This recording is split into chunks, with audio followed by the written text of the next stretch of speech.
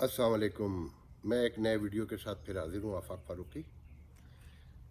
बहुत सी चीज़ें बड़ी दिलचस्प 2-3 दिन से। कल मैंने एक वीडियो किया मगर वो काफ़ी लॉन्ग था तो मैंने उसे अपलोड नहीं किया।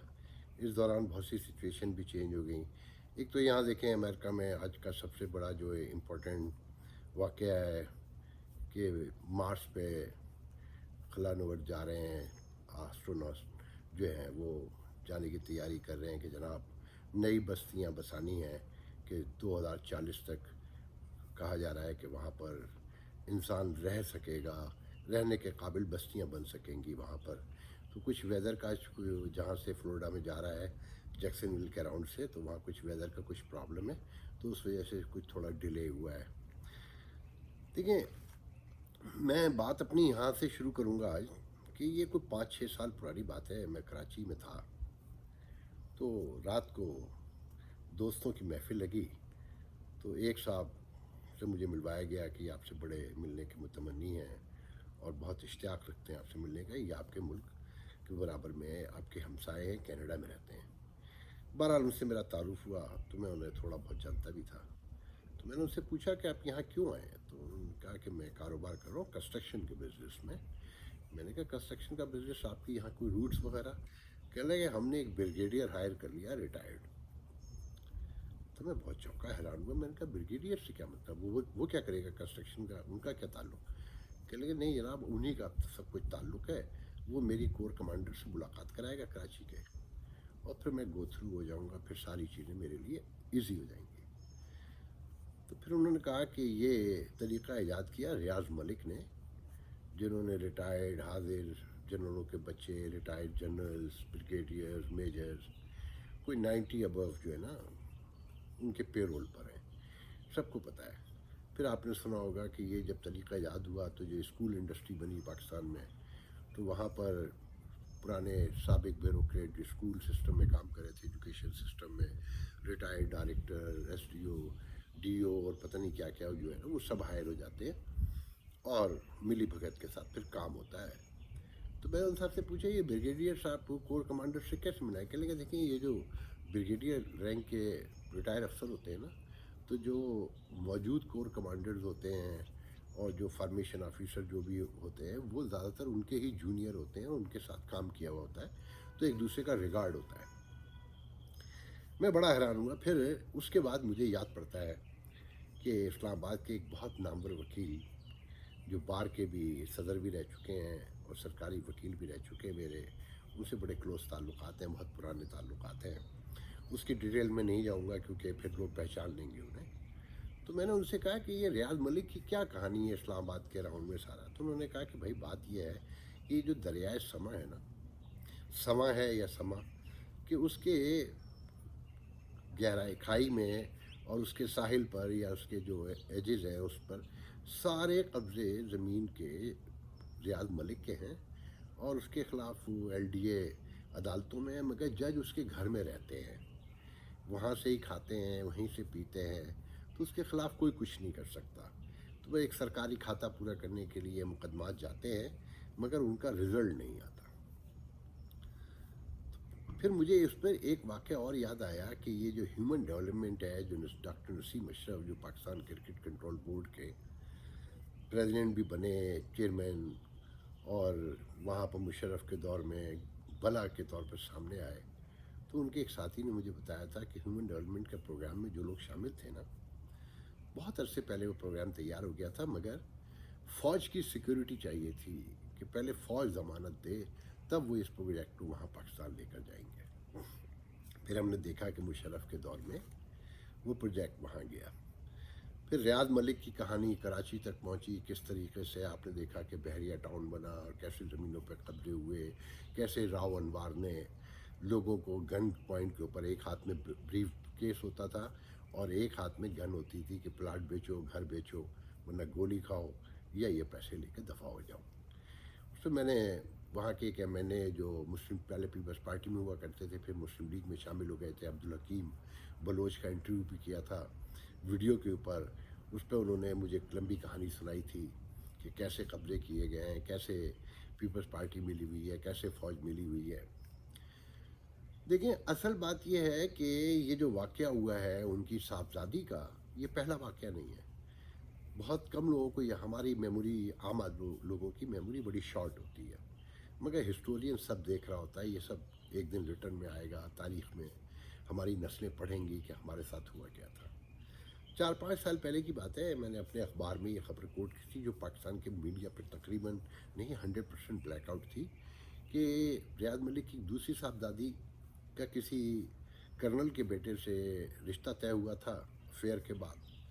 تو اس کے بعد لڑائی ہوئی، تو وہ ریاض ملک صاحب کی بیگم صاحبہ اور وہ لڑکی اس گھر میں گئے جہاں کرنل رہتے تھے. وہاں پر ان لوگوں نے کچھ کنسٹرکشن کروائی تھی کہ کوئی شادی ہو کے بیٹی جا رہی ہے. تو اسی طرح سے گارڈ گئے تھے، اور کہتے ہی ہیں کہ رینجرز کے لوگ بھی شامل تھے، وہاں جا کے توڑا. اور اسی طرح کے طریقے سے جیسے ان ماڈلز گرلز کے اوپر تیل چھڑکا گیا، اسی طرح وہاں تیل چھڑک کر وہاں تو باقاعدہ آگ لگائی گئی تھی.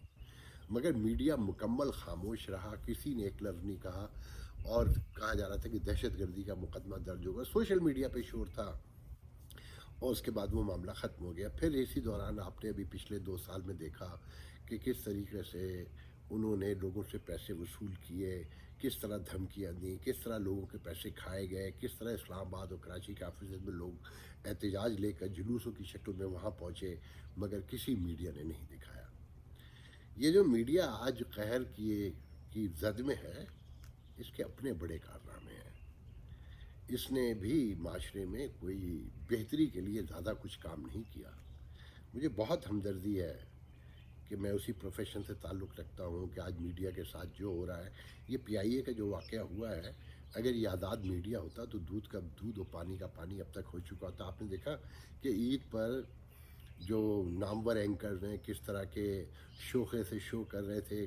قومی نیشنل میڈیا جسے کہتے ہیں، اس پہ ڈونکی اور راجا اور پتہ نہیں کیا کیا چل رہا تھا، کیونکہ کوئی دکھانے کو تو اجازت ہی نہیں ہے. تو یہی ہوگا کہ شاعر آ کے بیٹھیں گے، پکڑ پن دکھائیں گے، ڈونکی راجا چلے گا.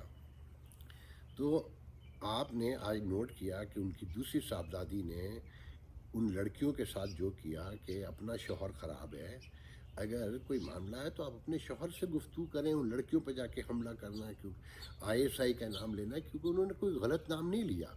یہ آئی ایس آئی کے معاملات ایسے ہی ہیں لوگ ساتھ. اس کا ثبوت میں آپ کو پیش کر دیتا ہوں کہ جب دھرنا عمران خان صاحب کنٹینر پہ چڑھے ہوئے تھے، تو مجھے ایک انتہائی نواز شریف کے قریب ترین شخص نے لاہور میں بتایا کہ کل رات ریاض ملک رات 2:30 بجے نواز شریف کے پاس پہنچے میسج لے کر کہ آپ یہاں سے لاہور چلے جائیں، مگر انہوں نے جانے سے انکار کیا. آپ اندازہ کریں کہ پرائم منسٹر ہاؤس میں رات کے 2:30 بجے کون جا سکتا ہے، اور بیڈ روم کے اندر کون جا سکتا ہے، جس کے بہت پاورفل کوریڈورز میں راستے ہوں گے، تعلقات ہوں گے، وہی جا سکتا ہے نا. بہرحال وہ ایک لمبی کہانی ہے، پھر کبھی اس پہ کو بھی میں آپ کو ڈیٹیل سے سناؤں گا. تھوڑا واقعہ اور پرانا ہو جائے، کیونکہ لوگ جو سنانے والے ہوتے ہیں وہ ایمبیرس ہوتے ہیں، وہ ڈرتے ہیں. پاکستان ایک ایسا ملک ہے. دیکھیں میں آپ سے کہنا ہی چاہتا ہوں کہ یہ واقعات پہلے بھی ہوتے رہے، آئندہ بھی ہوتے رہیں گے، کیونکہ نہ انصاف ہے اس ملک میں، نہ کوئی قانون ہے. عدلیہ کا حیثیت تو میں نے آپ کو بتا دیا کہ وہ کہیں زرداری کی غلام ہے، کہیں ریاض ملک کی رکھیل ہے، تو کہیں بندوق کی نالی کے زور پہ فیصلے سنا رہی ہے. تو یہ معاشرہ آپ کا بنیادی طور پہ منتشر ہو چکا ہے. اگر آپ لوگ اپنے طور پر باہر اجتماعی طور پہ نہیں نکلیں گے اس نظام کے خلاف، اس اسٹیٹس کو کے خلاف، تو یہ نوکر شاہی، یہ سیاستدان، یہ فوج سب آپس میں ملے ہوئے ہیں. ان کی رشتہ داریاں آپس میں، ان کے بچے ایک دوسرے کے یہاں بیاہے ہوئے ہیں، ان کے تعلقات ہیں ایک دوسرے سے. یہ جو بڑی نوکریاں آتی ہیں، خاص کر کمیشن کی، جو جسے آپ ڈی ایم جی گروپ کہتے ہیں یا دوسرے سول سروسز کے جو ادارے ہیں، اس میں جو بھی نوکری آتی ہیں یہ آپس میں بانٹ کر کھا جاتے ہیں. اگر آپ غور سے دیکھیں ساری صورتحال کو، تو جب تک آپ لوگ مشترکہ دیکھیں، سوشل میڈیا پہ شور مچانے سے کیوس پھیلے گا. جھوٹی سچی خبریں یہ مکس ہوتی ہیں تو سچائی کہیں گمی ہو جاتی ہے اس میں. اور جب سچائی گم ہو جائے تو جو ملزمان ہیں، جو مجرم ہوتے ہیں، وہ صاف بچ جاتے ہیں. کیونکہ عدالت کا، انصاف کا اصول سنا ہے نا کہ شک کا فائدہ دے دو. کہ کسی ایک معصوم کو بچانے کے لیے اگر 10 بے گناہ قصوروار کو بھی چھوڑنا پڑ جائے تو مہنگا سودا نہیں کہا جاتا. تو तो ये सोशल मीडिया पर जो जिस तरीके से शोर पड़ा हुआ है चीज़ों का, ये इंतशार की एक बहुत बड़ी अलामत है। और जब एक मैच्योर मीडिया ना हो और उस पर पाबंदियां हों और मीडिया को भी बिकने पे, झुकने पर, ख़रीदे जाने पर मजबूर कर दिया गया हो, तो वो मीडिया किसी काबिल नहीं रहता। पाकिस्तानी मीडिया मेरे हिसाब अंदाजे के मुताबिक तो तकरीबन ख़त्म ही हो चुका है। जो बड़े बड़े एंकर्स हैं जिन्हें मैं पर्सनल लेवल पे भी थोड़ा बहुत जानता हूँ, वो तकरीबन जो अब गुफ्तगू कर रहे हैं उससे आपको अंदाज़ा होता है ना। लोग कहते हैं ना टॉक शोज ख़त्म हो गए। क्यों ख़त्म हो गए? क्योंकि बोलने की इजाज़त नहीं है ना। तो वो लाके अपना वक्त भुगताते हैं, उन्होंने अपनी तनख्वाह लेनी होती है, टेलीविज़न ने अपना टेलीविज़न चलाना होता है, तो टाइम गुजारने की सारी कहानियाँ हो रही हैं। तो ये जो आज का वाक़या हुआ है, इस वाक़े को पिछले वाक़यात से जोड़ के देखें, फिर आने वाले दिनों के वाक़यात को के लिए आप वेट करें। ये माशरा बिखर चुका है, टूट चुका है, और अगर इसको सुधारना है तो कुएं में से कुत्ता निकालना पड़ेगा, पानी नहीं। जब तक आप पानी निकालते रहेंगे, आज वो हमारे एक बुज़ुर्ग सियासतदान हैं, पुराने कोड़े भी खा चुके हैं, ज़िया-उल-हक़ के दौर में क़य्यूम निज़ामी, उन्होंने एक पोस्ट लगाई थी कि फ़ौज के हवाले से कि फ़ौज के ऊपर इल्ज़ाम लगाना, दिस एंड दैट। तो बात यह है कि फ़ौज पे इल्ज़ाम यूँ लगते हैं कि फ़ौज इन्वॉल्व है। मैंने अमेरिकन फ़ौज के बारे में तो अमेरिकन अवाम को नहीं पोस्टें लगाते हुए देखा। इवन इंडिया में इतना बड़ा सान्या भी हो गया कि बाकायदा वीडियो आ गई हैं कि इंडियन फ़ौजियों को चाइनीज़ फ़ौजी डांट रहे हैं, गुस्से से चढ़े हुए हैं, मगर एक वीडियो अब तक उनकी फ़ौज के ख़िलाफ़ किसी भारतीय शहरी ने नहीं लगाया। जब फ़ौजें लड़ने के बजाय, हिफाजत के बजाय मीडिया रन करके अपनी प्रमोशन पे लगी हुई हों और अपना रोल जो है बिल्ड कर रहे हो बाय मीडिया, और झूठी सच्ची कहानियाँ बयान करके कहीं शहीद, कहीं गद्दार और कहीं काफर करार दिलवाए जा रहे हों, तो वहाँ इंतशार बहुत आम सी बात है। अब PIA में देखें, लोग चले गए, मरने वाले पायलट पे सारा इल्ज़ाम धरा जा रहा है, जबकि सबको पता है क्या हुआ है। PIA एक टूटा हुआ इदारा है, मुकम्मल मुंतशिर इदारा है। मुझे पता है कि वहाँ कैटरिंग का खाना तक चोरी होकर चला जाता है, जो मुसाफिरों के लिए बनता है वो घरों में चला जाता है। मुझे ये पता है कि पार्ट्स जो है, जो इंजीनियरिंग डिपार्टमेंट है, वो पहले ही लूट मार का शिकार है, वो पहले ही पार्ट अक्सरियत में बिक चुके होते हैं। तो मुझे नहीं पता कि असल कहानी क्या है, मगर ये कहानी कभी आपके सामने नहीं आएगी और वाक़यात होते रहेंगे, क्योंकि जब इंसाफ उठ जाए, कानून गायब हो जाए और मेरिट ना रहे, तो माशरे ऐसे ही होते हैं। और आप लोग कुड़ते रहे, सिसकते रहे, अपने अकेले में गुफ्तगू ड्राइंग रूम में बैठे करते रहे, सोशल मीडिया पे चिल्लाते रहें। अब इन्हें सोशल मीडिया की आदत हो चुकी है, they don't really care about that. तो इस रोशनी में फैसला करें आप लोगों ने करना क्या है। क्या ये रियासत ऐसी ही चली जानी है? देखें, ये जो जमहूरियत जो है ना पाकिस्तान में, मैं बहुत वाज़ेह अल्फाज में कहना चाहता हूँ, अमेरिका, यूरोप, इन्होंने तो शायद ये कह दिया है कि जी हमें दिखाने के लिए इंटरनेशनल कम्युनिटी के, हमारी आवाम को, कि महज़िब सोसाइटीज़ को, कि आपके यहाँ भी अब जो है एक सिस्टम है बाकायदा हम जैसा, बाकी आप जो चाहें करें। आपने नोट नहीं किया कि पिछले दिनों जो एस्पर ने, यहाँ के डिफेंस सेक्रेटरी हैं, उन्होंने किस वजह से मुझे तो अब याद भी नहीं है, कि कॉल जो है आर्मी चीफ को की थी, पाकिस्तान के वज़ीर ख़ारजा को नहीं की थी, या पोम्पियो ने वज़ीर ख़ारजा को कॉल नहीं की थी। सारी कॉल्स जो हैं वो आर्मी चीफ को गई थी। तो उनको पता है कि ताकत का सरचश्मा कहाँ बहता है।